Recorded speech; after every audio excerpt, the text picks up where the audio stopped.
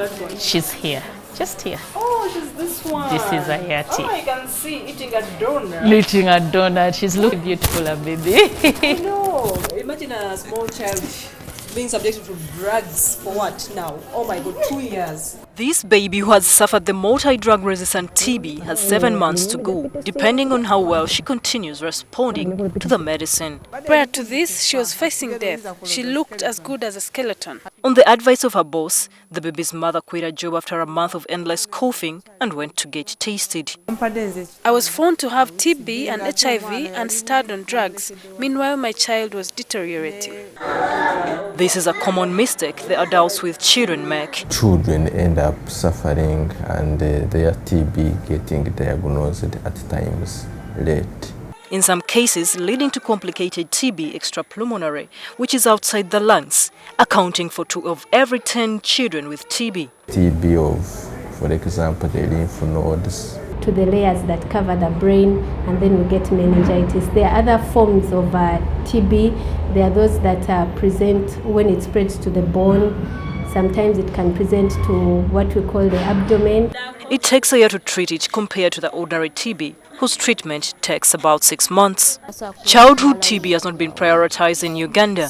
It is only of recent that the Ministry of Health got a national TB focal person for pediatric TB. Majority of people think children cannot get TB, but TB in children is a reality.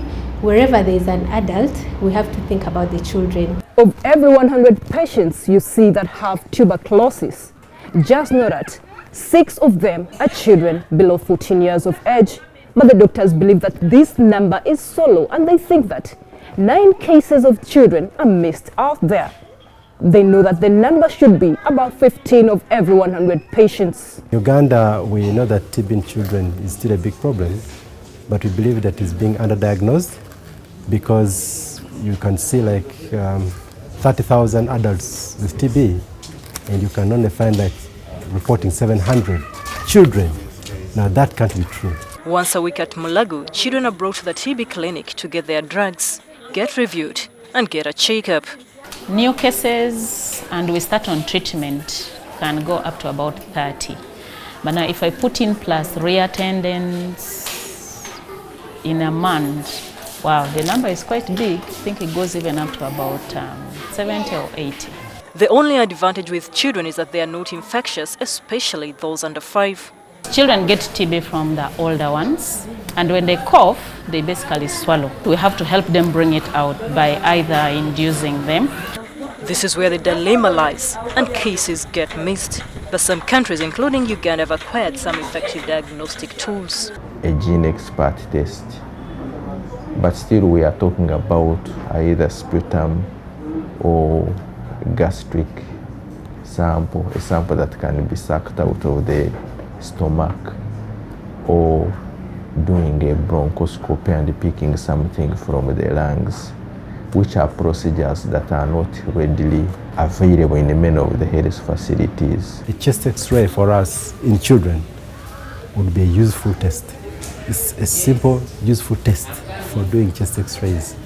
They are not readily available in most of our units, and where they are, sometimes our parents have got to pay.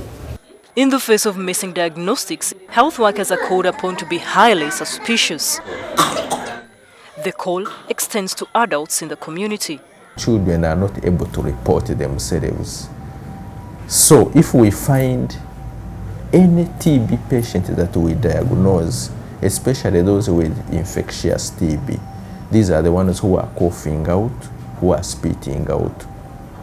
By requirement, we need to do a contact visit. You go home. In 2012, globally, the WHO reported about 74,000 childhood TB deaths, all HIV uninfected. Dr. Obdea, in charge of pediatric TB care in Mulago Hospital, says that to an extent this means that some children who are co-infected, when they die, could be counted as HIV, pneumonia, meningitis, and even malnutrition deaths instead of TB. Younger children are more likely to get TB because their immunity is still low. That's one. Secondly, the children very commonly, especially under 5 years, depend a lot on adults, and TB is actually transmitted through the air. Other things like malnutrition, that increases their risk. HIV infection. The children who just have HIV infection have over 10 times the chance of developing TB. The world, however, is looking towards zero TB deaths and to having about $80 million per year globally to address pediatric TB. Children account for 500,000 new TB cases every year of the new 9 million expected cases to occur annually in the world.